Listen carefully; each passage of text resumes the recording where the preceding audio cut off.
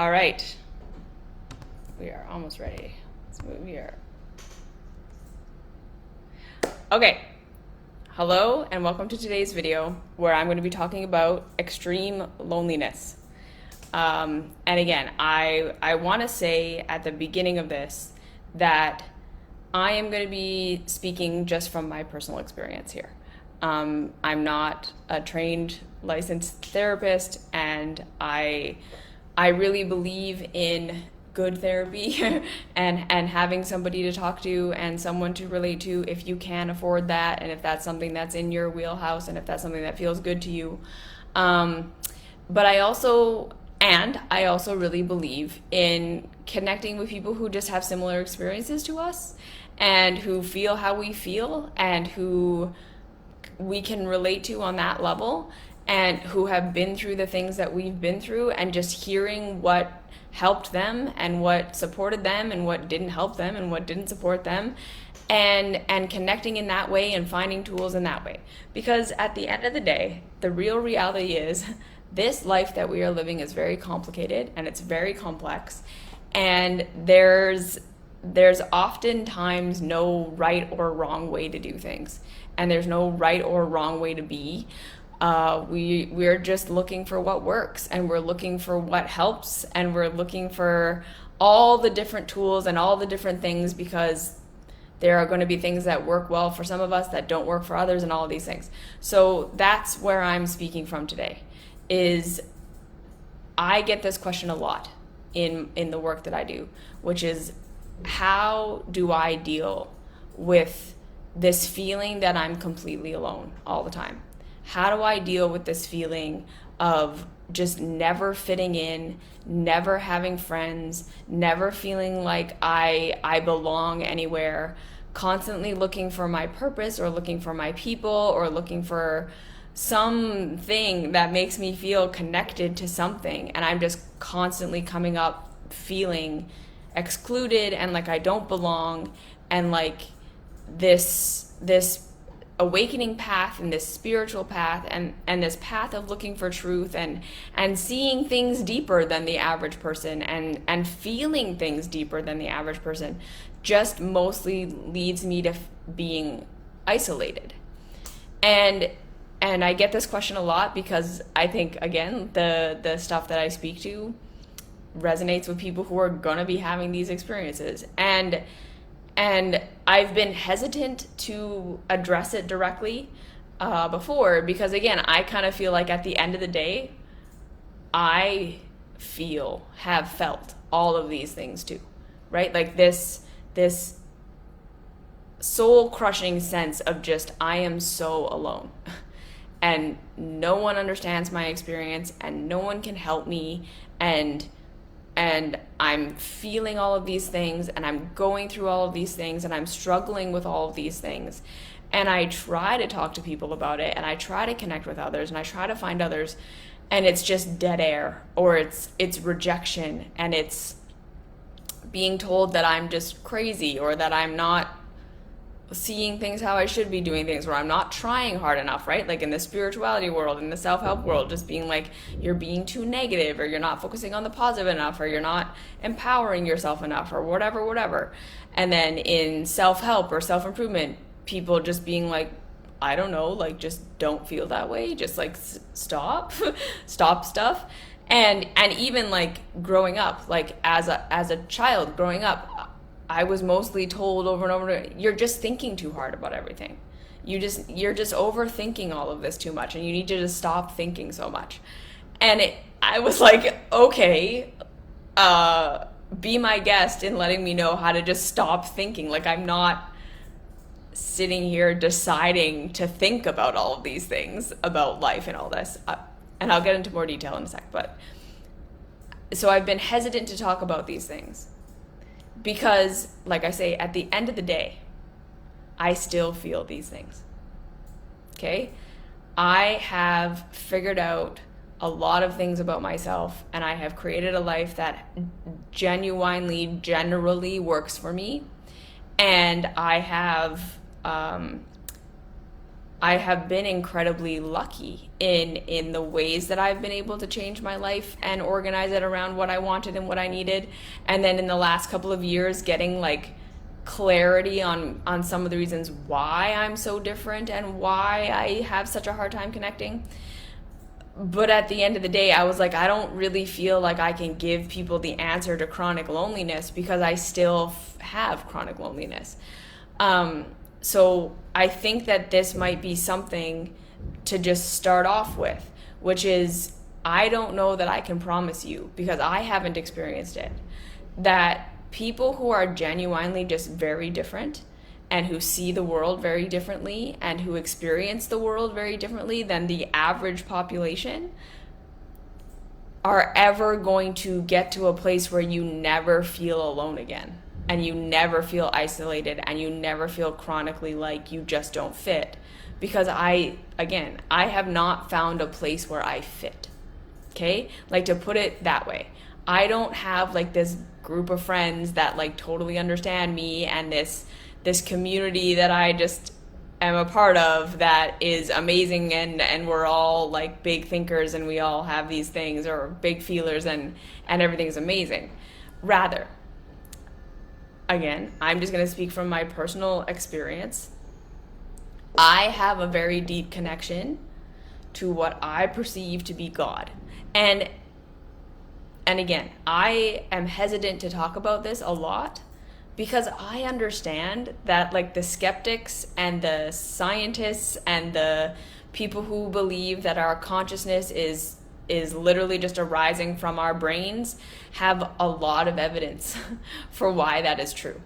And there are a lot of people out there who really don't resonate with the idea of God or a higher power or some other thing outside of themselves that is there loving them or guiding them or whatever, because they've had shitty experiences with that. Like, they've had really traumatic religious experiences or experiences in spirituality in general that have just been horrible, and there's this terrible association with that word.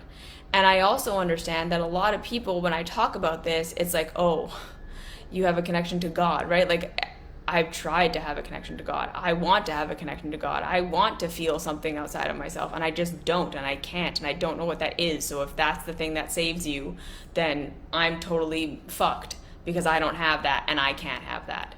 And so again, I'm hesitant to talk about these things because in my experience has been really strange and odd, and I don't know how relatable it is, but I'm gonna just put it out there. I'm gonna talk about it because maybe it'll resonate for somebody out there. Maybe it'll be something that works for somebody out there. And if it doesn't work for you, and if it doesn't resonate with you, and if it doesn't connect to you, I am not saying that then you're just going to be alone forever and you're hooped because you can't do what I did. That is not what I'm saying. We all have different ways of finding connection. We all have different ways of soothing that sense of loneliness and not feeling connected and not feeling like we belong. This is just how I did it, and these are just some options. So if everything that I'm saying doesn't work for you, if all of this doesn't connect or resonate, that does not mean you're destined to just feel alone and shitty for the rest of your life. It just means these tools that I have used aren't going to work for you. But that doesn't mean that there aren't tools out there that will work for you. Okay? So I just want to make that clear. This is just me talking from my experience. This is not the way. This is not the only way by any stretch of the imagination. This is not the right way. This is just what I did, okay? So, again, kind of backing up for a little bit of my story. Like, when I get people who come to me and say, right, like, I feel like I don't belong here. Like, I feel like I'm an alien from another planet. I feel like I have this thing in my head that tells me I want to go home, and I don't know where that is. I have this feeling of just, no matter how much I'm around people or I look for people who are like me, no matter how much I get myself to connect to people in some way, and I challenge myself to talk to people, and I've altered my personality in so many different ways to try to find people who like me. There's always just this sense of like emptiness and this nobody really gets it and nobody really sees me and we're not the same and I'm alone. That has been my life experience as well. Okay, so again, I want you to understand that I still live a pretty isolated life. So again, I am not coming to you saying I have figured out how to be different in this world and have a whole bunch of friends, because I don't know how to do that. And I don't think that I'm ever going to be able to do that, because I am just, and this might resonate with you, I'm just a different kind of person. And it's funny because I know a lot of people like watch my videos and have watched my videos for many, many years, and they think I would really like to be friends with her and it would be so great to be friends with her. But it's like, you probably wouldn't because I can't turn this off, right? Like how I am in my videos and what I'm talking about and all of these things, like this is how I am 24/7, and it's exhausting. Like my husband and my sister, like they love me and they're here with me and all that stuff, but I know that it's exhausting to be around somebody who never shuts it off and can't shut it off, and who is constantly feeling so much and perceiving so much and taking so many things in. And I get very overstimulated very easily, and I get to a place where I'm just kind of in like shutdown, meltdown mode. And that's been how I've been my whole life. So again, like I grew up all through school finding that the one way that I could connect with people was through being their counselor. I became very aware that I was really good, but this wasn't even like, again, this to me wasn't a masking technique. Like I wasn't like, oh, this is how I connect with people, and so I'm gonna do that so I can fulfill my connection need. Like I have just always been very actually genuinely interested in people and genuinely interested in what they're thinking about and what they're going through and what's going on with them on a deeper level.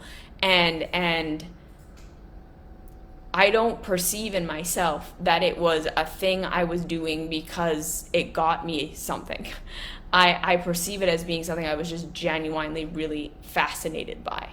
And I genuinely deeply love people. Like the people that come into my life, if you come into my life, you will be a part of my inner circle until you eject yourself.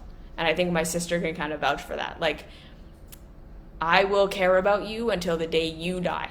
And even when you eject yourself, even when you leave my inner circle, I'm still going to think about you, and I'm still going to wonder about you, and I'm still going to want only good things for you. And this is just, again, an inherent part of my personality of just people are fascinating to me. But again, combine that with now understanding that I am incredibly autistic. Like this over feeling, over sensing, extreme empathy, and this extreme looking for the bigger picture, because that's also been like just a big part of my personality of like seeing what this means. I've never been able to just surface something like, okay, this is what this is and it's fine. Like I'm an overthinker, as I've been labeled many, many times, meaning that I can't see anything simply. I can't just have a simple experience. Everything is always like a bigger picture thing. And so, like I say, a lot of people think they want to be friends with me until they're actually friends with me, and it's like incredibly exhausting that we can't just like go out for ice cream because I have to like think about what this means. So like growing up just feeling very, the way that I see things and the way that I feel things is incredibly intense, and it's incredibly overwhelming. And I don't really I didn't understand it. I didn't understand that I was having a different experience than other people were having. I did not understand that I was feeling feelings that other people weren't feeling, that I was seeing things that other people weren't seeing. I thought everyone was feeling and seeing what I was seeing and just way better at coping with it. I thought everyone was seeing and feeling what I was feeling with, and we're just ignoring it on purpose. And it took me a really long time, like 30 years, to realize that no, like my parents and my friends, they actually just were not seeing or feeling what I was seeing or feeling. That the average person on the street is not feeling the pain of being alive the way that I am. And like my sister and I were talking about this the other day, like going to a football game or like watching a movie in the theater or watching Netflix isn't like searing emotional pain for them the way that it is for me. And so again, I was constantly living my life trying to connect with people and seeing that people were in pain and understanding that life was painful and that life wasn't working and the way people were doing things didn't work, like with mean girls at school and gossip and religion and the way structures were organized and people just being mean and horrible to each other and no compassion and taking advantage of each other and all of these things, just like watching all these systems happen and me just thinking like, how are we all coping with this? Because I'm like, this is devastating. I go to bed at night every single night just crying because of how horrible it is for everybody and not understanding that most people weren't feeling that. But I could see that people were feeling pain, so I was projecting my pain and my understanding of pain onto them when really like they were just like, no, I just really want a fucking boyfriend. And no, I just really, this school is just overwhelming and I wish it was easier. And like, again, like just not really understanding that people weren't seeing and feeling what I was seeing and feeling.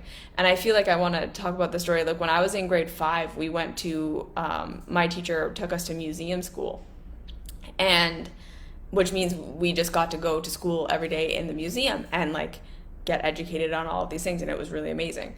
And then there was the day when we went into the religious art section, and being born and raised a Christian and very, very indoctrinated into Christianity, going in there and like seeing all these statues of like Hindu goddesses and gods and like all the phallic things and like the sexualization and the Buddhism and all these other gods, I was crushed under the weight of that. Like I literally went home that night and just bawled my eyes out that there were so many people on the planet who were gonna go to hell because they didn't understand what the right God was.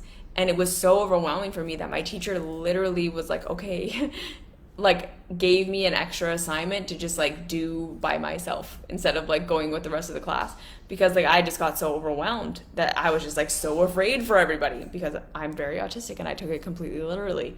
And so right, like other kids go to the museum school and they're like bored or like laughing at the penises, and I'm like going to bed at night crying because humanity is going down and there's nothing I can do about it. Like that was my view of things. So you can see like pretty odd as a kid. and then having just very normal parents who didn't think about things and didn't really see the world the way that I saw it. I was gaslit for it a lot. I was told over and over and over again by my caregivers that like my anxiety and my stress and all of these things, it was a burden on the family. It was a burden on them. It was like, you just need to stop this. They tried getting me on medication multiple times. And it was just one of these things of like, I was so incredibly emotional and thinking all the time. And it just made me a freak. Like that's kind of the bottom line. It's like I've been mentally and emotionally a freak my whole life. And then on top of that, I was ill. And so now I have not talked about it on public platforms, but like I have a formal diagnosis of mast cell activation syndrome at this point, and a defunct colon essentially, and hormones that are totally out of whack. And again, this has been something that has been how it has been for me my whole life. So I was never able to like eat food like everyone else could, or like do things that everyone else could do because I was sick and I didn't know I was sick. I was literally allergic to food. And having these chronic allergic reactions and like my stomach just shutting down and like all of these things going on, and it wasn't being treated and it wasn't really being looked at and no one really understood, and it was this other layer of just like, I can't be normal, like I can't do what other people can do, I can't experience what other people are experiencing because my body doesn't work and I don't feel the same pleasure from things that everyone else feels, and I feel extreme pain so much of the time. So like I was essentially just in extreme pain, being in normal society, being in my family, doing what everyone else was doing.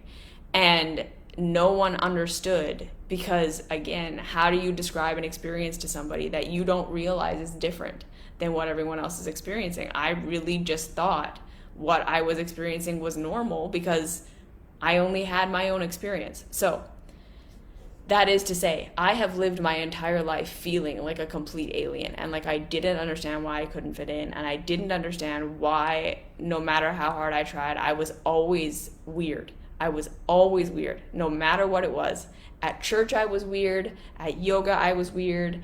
In spirituality, I was weird. And then even as I started to create my career here, again, you'll notice I don't have a lot of collaborations. I don't have a lot of people that invite me onto their channel or whatever, because even within this realm, I don't fit in.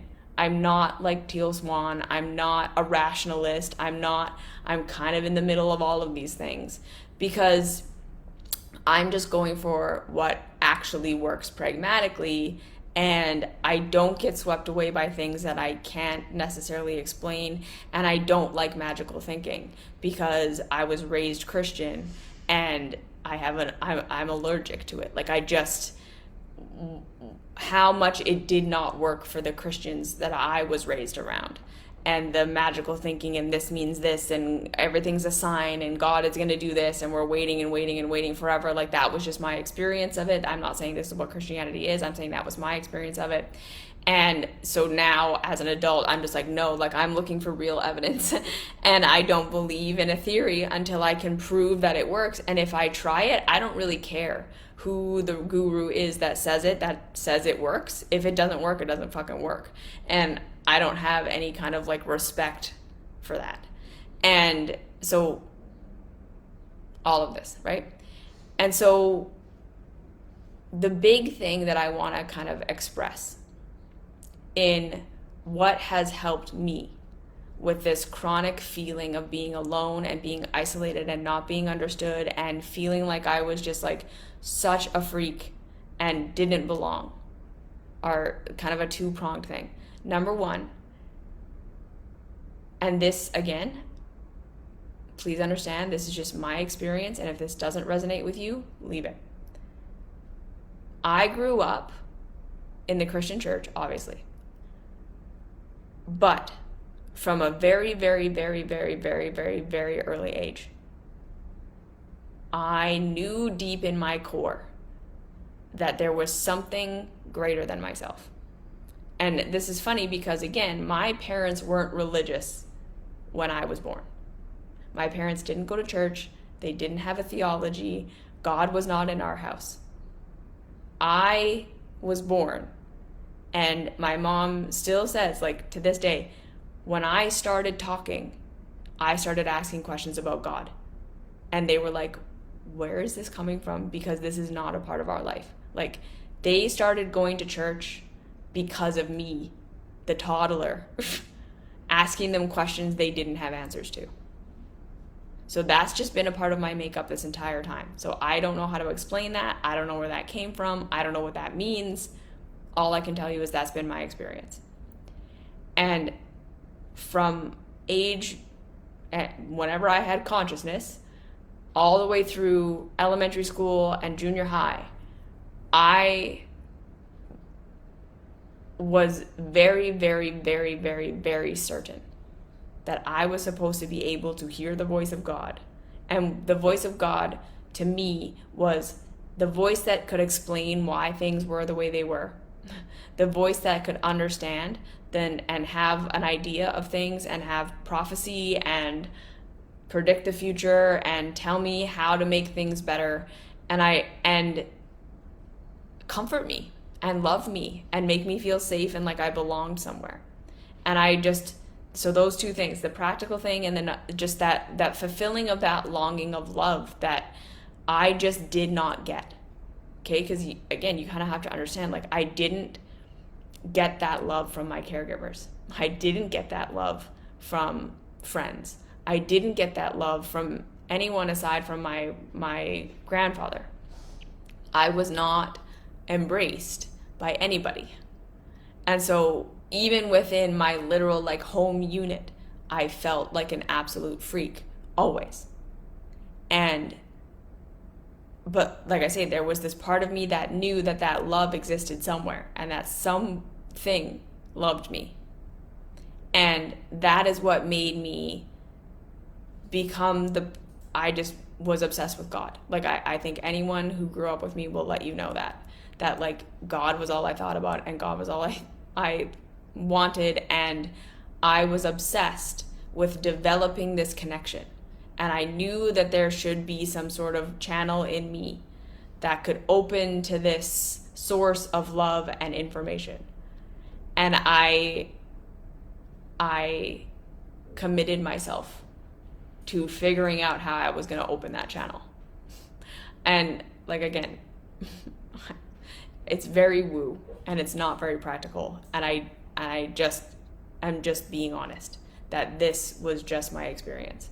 And so I prayed, and I went on my first juice fast as a 12-year-old, and I, like, not really, like, I didn't like succeed. Like I drank like pasteurized pineapple juice for like 8 hours and then ate dinner and was like, whatever. But you see what I mean? Like I was desperate to find God, and I was constantly praying in my head and asking for understanding and asking for wisdom. And through this time, I started to kind of develop the gift of prophecy, however you want to interpret that, where I could just tell my friends what was going on with them, and I knew what was going on in their bodies. And I started to develop this, I could feel other people's body in my body. Like I remember one time sitting behind my mom and massaging her hips and being like, oh my gosh, like this hip is like so sore and it's so out of alignment. Like, what is that? And she's like, yeah, that was where your head hit against my pelvis when I was trying to deliver you. And you knocked my pelvis literally out of place. And I've been in pain ever since. And I could feel it. And she had never told me that. And all of my friends, I would say, have had an experience of me being like, oh, do you have a headache? Do your legs hurt right now? Because I can just put myself in other people's bodies. And like, I started to develop these kind of like gifts along with having this ever more reliable connection to this feeling of love. So that is kind of what I want to put out there today, is if you are someone who feels like you're always alone and you're always isolated and like no one understands you and you don't belong and you don't fit, there is love for you. Like I firmly and completely believe that. And I get that skeptics who have never felt this way before, who have other options, who can find friends, who can find meaning in other things, there are going to be people out there who are like, you are just talking out your ass and this isn't real and whatever.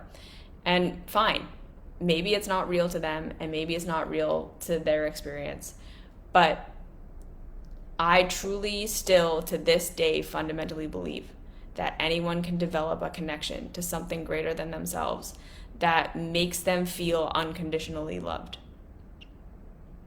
I believe that is available for all of us. But I also believe that it takes a lot of work and practice to develop that connection, because the way that our society is set up, it's completely antithetical to that. Our society is completely set up to make us feel alone and isolated and wrong and bad and like we don't fit in. So this is another big part of this feeling alone all the time that I think a lot of spiritual people don't speak to. We make it all this internal thing of like, these are all the reasons why I'm different, and these are all the reasons why I don't feel connected, and it's all this thing about me. And I think we neglect to talk about, like, yeah, we have these things, and there may be things about us and all this stuff that are just inherently making us weird and disconnected, and we're not like the norm, the average, and the norms and the average exist because most people are like that. So then when you aren't, you're gonna be weird. Yes, that exists, and that is true, and that is something that we can work with. And at the same time, we have to acknowledge that our culture is like fucking shitty for developing a sense of connection. The fact that we are all in such a state of insecurity, manufactured insecurity and legitimate insecurity. The fact that our systems are set up, that we have political parties that are this side and that side, and who are you siding with, and everything is so polarized, and trends constantly, like, are you on trend? Do you have the new thing? Are you in? Are you out? Are you in? Are you out? And the ways that we are trained to socialize being completely fucking superficial, and like the only thing that matters is how it looks. The only thing that matters is how you look.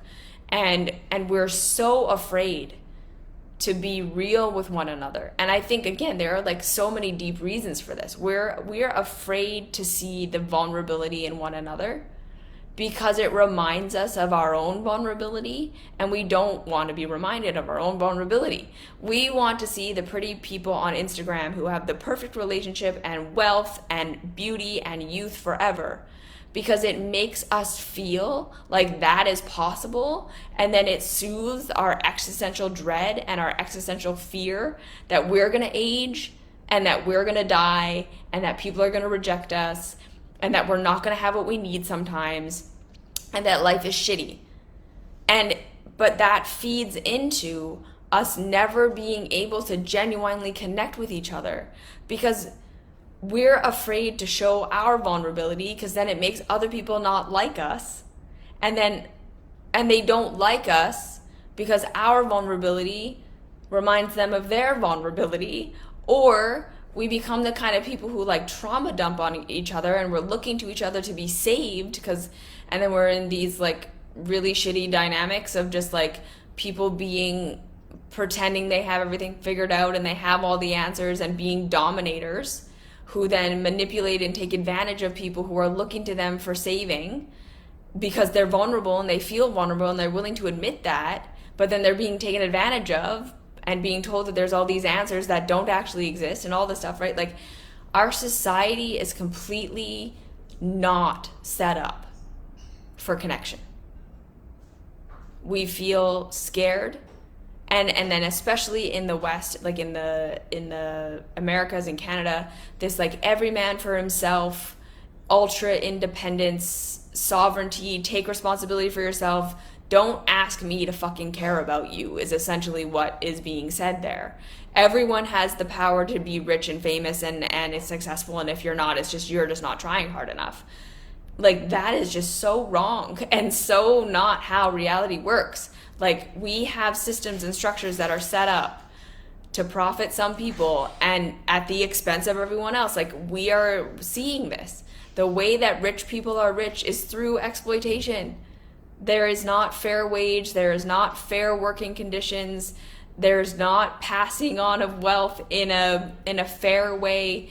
And so for us to pretend like everything is fair, and if you're just like not succeeding, it's just because you suck, and don't make me responsible for that. I think that comes from these very deep places of fear of like, no one's coming for me.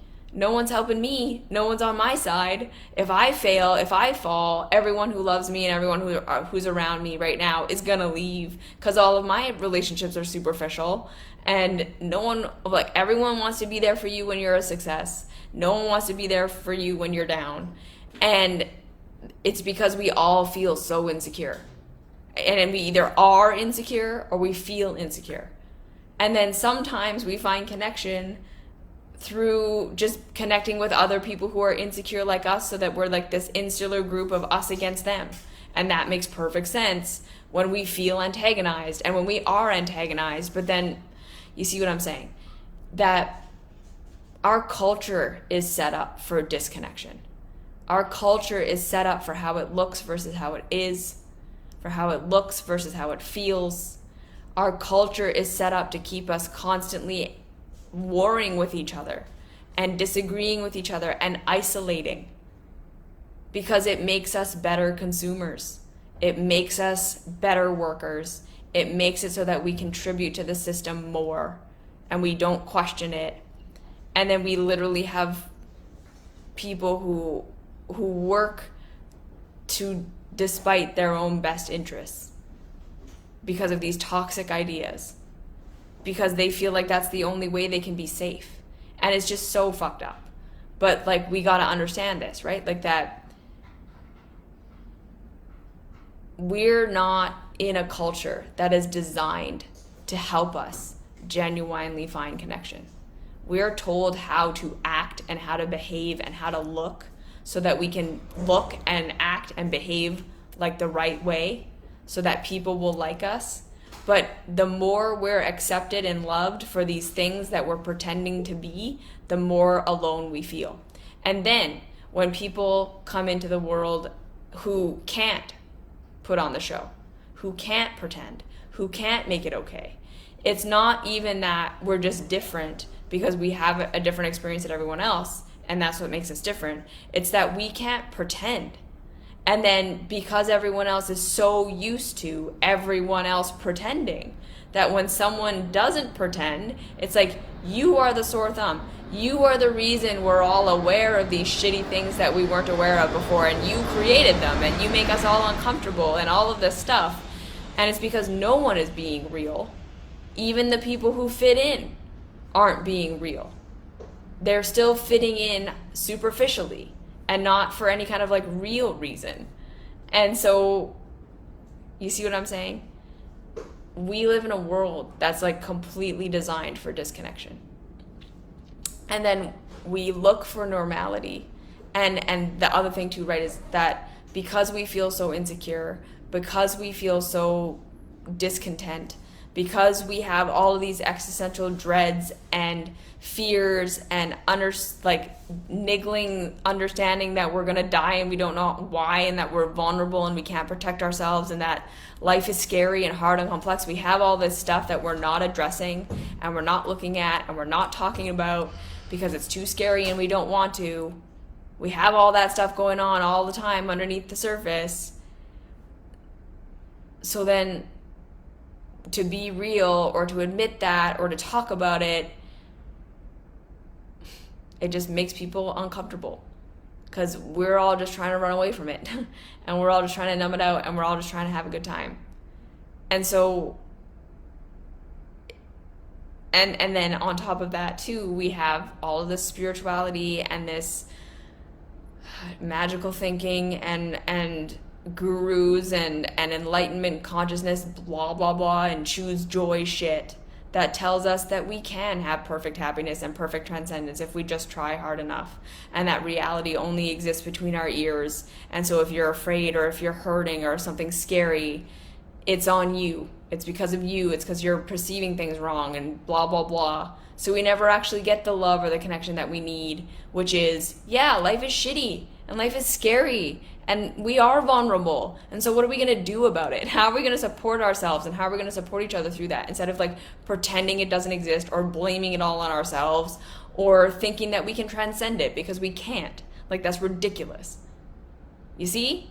But we're so trained and we're so promised that if you just fit in and if you just do all the right things and if you just become normal, you'll be happy and you'll be safe and you'll have connection and you'll have love and you'll have all these things that you want. And it's just not true. But we're being sold that it is true. We're being sold that this is what reality is. So then when we try and fail, we think it's our fault.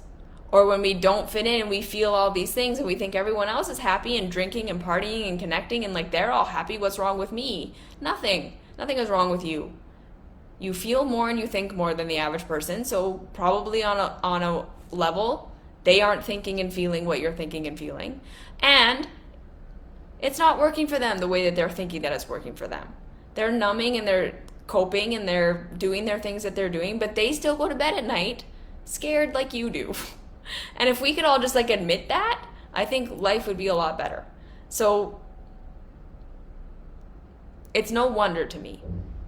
Oh, and that was the other thing that I was going to say, is that the more different from the normal you are, the more people are going to reject you because you represent destabilization and unsafety to them. Because again, we are not people who are trained how to socialize authentically. We are people who are trained to be able to predict that you're going to be like this and you're going to be like this and I'm going to be like this and we're all going to act these ways, and then we all feel safe because we can predict each other. And we have these social conducts and these social norms that when you play by them, you get a relative level of acceptance because you make everyone else feel safe because they know what you're going to do. They know how you're going to be. They know how you're going to behave. You make them feel secure in your playing the role, in your playing along. So when you're the kind of person who doesn't play along, who doesn't play the role, who doesn't say the lines, who isn't predictable, you're going to be rejected because everyone's going to look at you and deep in their bodies, they're like, fucking threat. That is unsafe. I don't know what they're going to say. I don't know what they're going to do. I don't know how to find my stability around this person. I don't know how to act. I don't know what they're going to say. Are they going to bring up a thing that I don't want to talk about? Like, it's uncomfortable and I don't want to. And then we are viewed as threats and we are ostracized as the freak because we make people feel unsafe because we don't play. My mom used to say this to me all the time. You never follow the script. You never follow the script. And I'm like, well, okay. Like, it was always just so weird to me because like I could never understand what the script was. I was just like, what?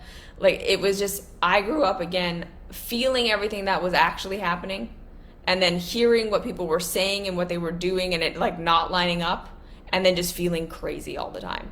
Because I was just like, no, like I feel like our house is on fucking fire. But everyone's saying that it's fine and saying that it's okay. And I would point out all the reasons why it wasn't. And they'd be like, those things didn't exist until you said it. And that was me growing up. You don't follow the script. And if you could just follow the script, all of this would be fine. And I was like, okay, but the reason I'm not following the script is because it isn't fine. I'm not saying these things to make them happen. And if I could just say the right things, life would be good. Life is not good. And that's why I'm addressing it. But they couldn't see that.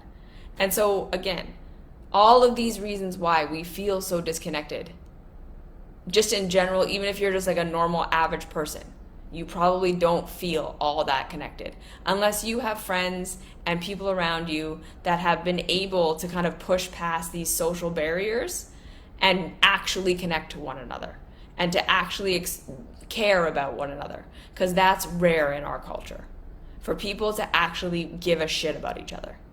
Because again, most of us are just so insecure and so afraid and trained to be superficial that we don't.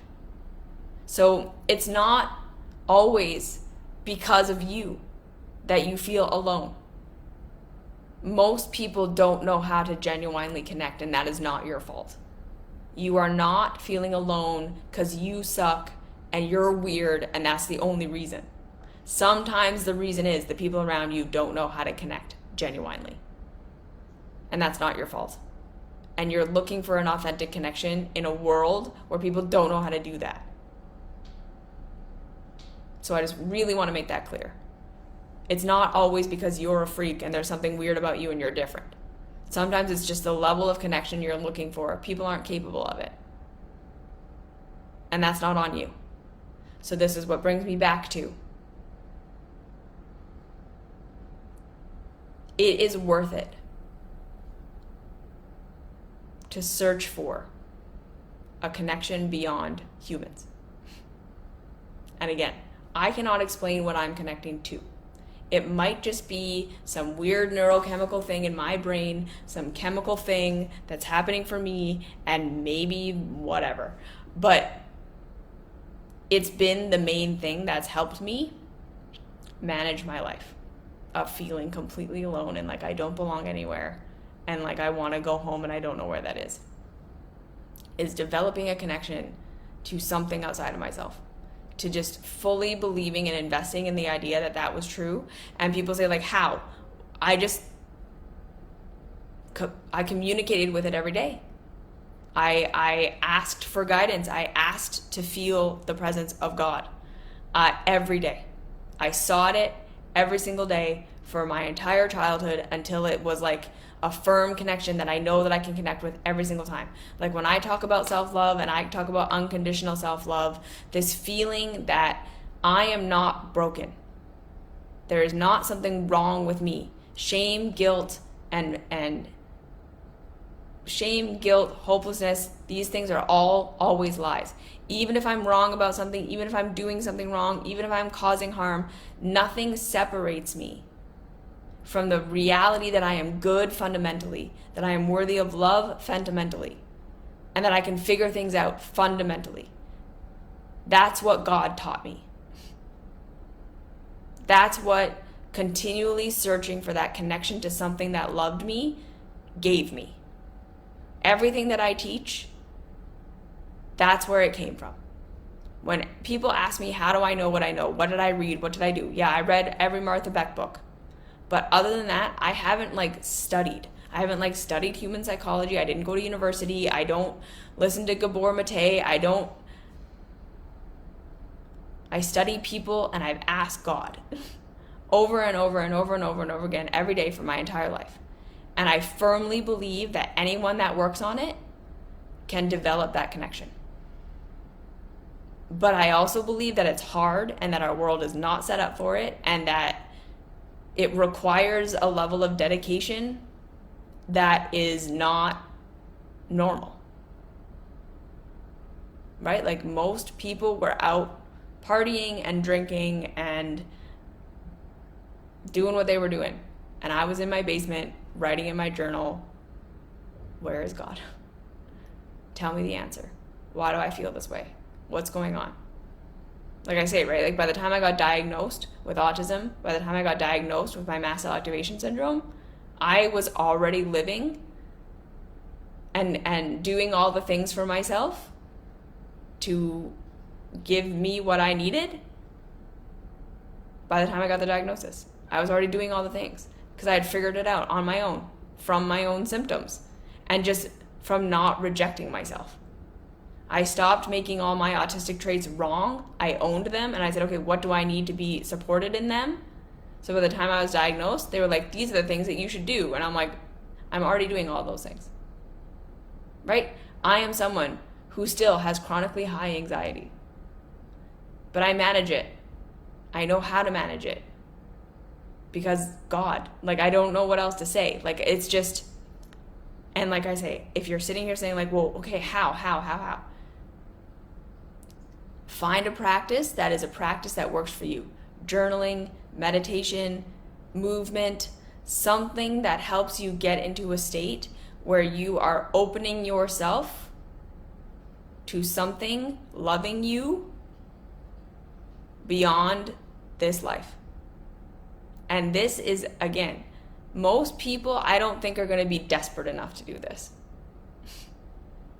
I know a lot of people who can find relative good enough love and connection and satisfaction in our life, and they're going to hear this and they're going to think you're crazy. That's insane. Why would you do that? It's not real. It's all in your head. And I say to those people, fine. If you don't need this, great. I'm happy for you. I'm glad you're not in a place where you're desperate enough to search for God. That's fine. That's a life path. There's nothing wrong with that. But also, there's nothing wrong with being the kind of person who does need it. Like, I needed it. I still need it every day. I don't know where I would be had I not developed that connection.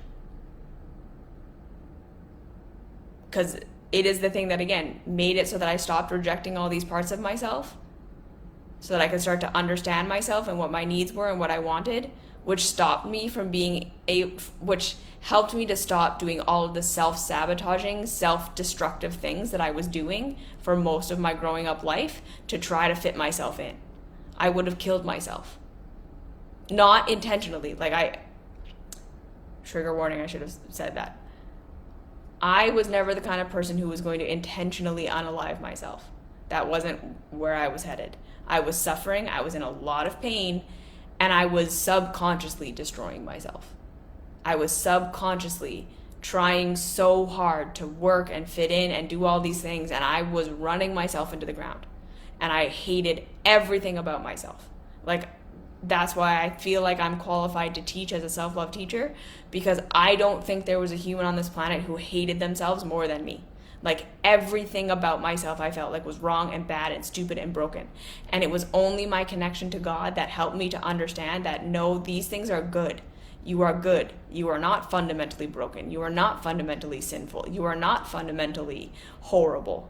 This is what made it so that I never really fit into the Christian thing. Because this idea of fundamental sin and fundamental flaw did not align with what God was telling me at all. There was no, you need to be saved and you're being punished and there's an eternal damnation. In my experience, that was never the message. It was always no, you are human. You are made this way. It just, there's goodness to you. There's innocence in there. And that's what helped me to start to understand that all of my self-destructive stuff, all of my things that I did that were harmful to other people, nothing I was doing was to cause harm and because I was shitty and bad. And it was figuring that out through my connection to God that gave birth to everything that I teach. And that saved my life. So what I'm going to say is, if you're one of these people who feels lost and confused and hopeless, seek something beyond humans, because it does exist and you can have it. You just have to seek it. You have to make space for it. You have to look for it beyond this experience. And so if that resonates with you, don't give up, because you're going to want to give up and it's going to be hard and it's going to be scary. But it's worth it. It's just worth it. And you don't have to explain it to anyone else.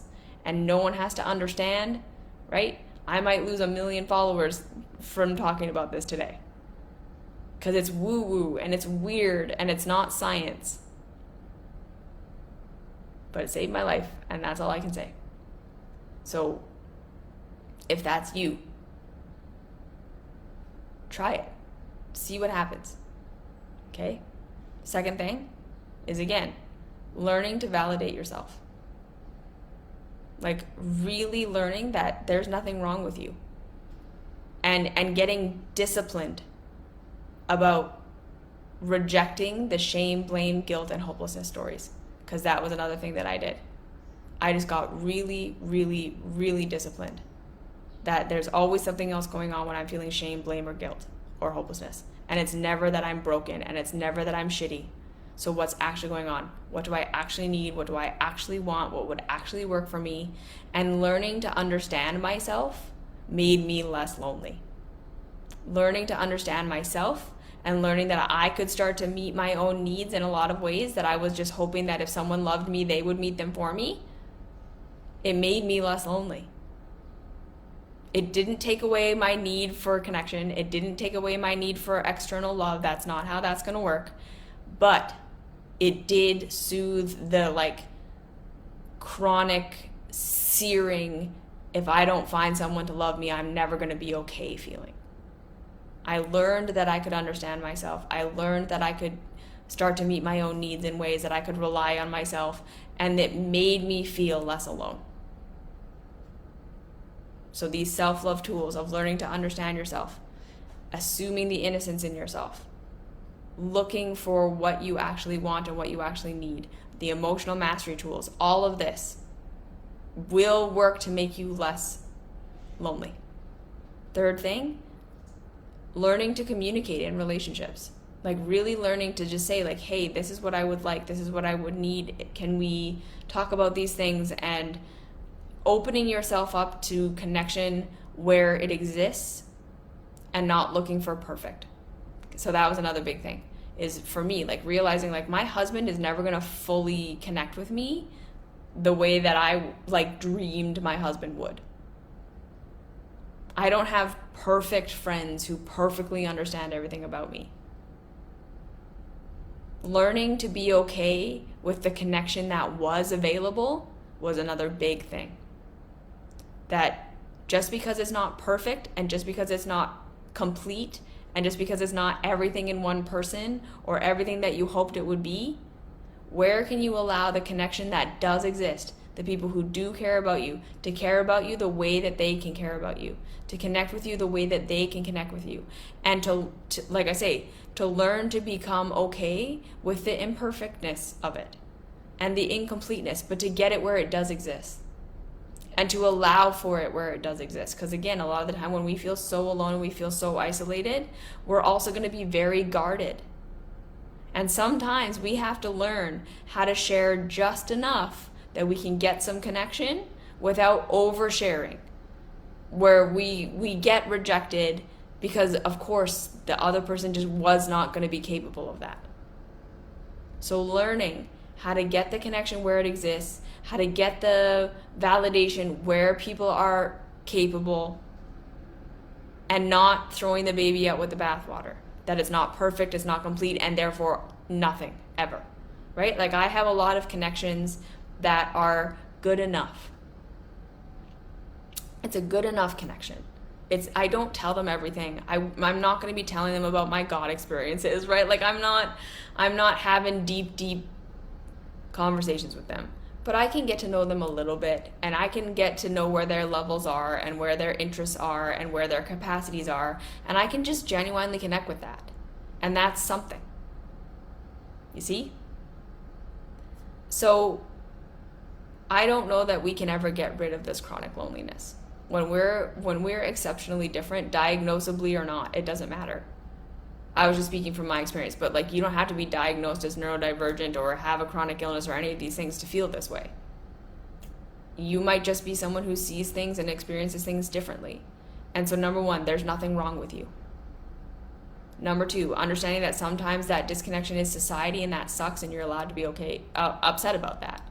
Third thing, understanding that we all have these existential dreads and fears that we're just not talking about, and that disconnects us. That we're looking for these superficial or spiritual ways of transcending it that don't exist, instead of just saying, this is the reality, and let's connect on that and be here for each other with that. Fourth thing, look for God. If you're the kind of person who's resonating with the things that I'm saying, there is something out there for you, and I truly believe that. And our society and our culture are not set up to teach us how to have it, and they are set up to disconnect us from it. And so it's work. It's work to find it. It's work to connect to it. It's hard to even not just like not believe ourselves, like to think we're just making it up or whatever. Do it anyways. Try it anyways. What if there is something out there that is truly loving that you can connect to just a little bit every day?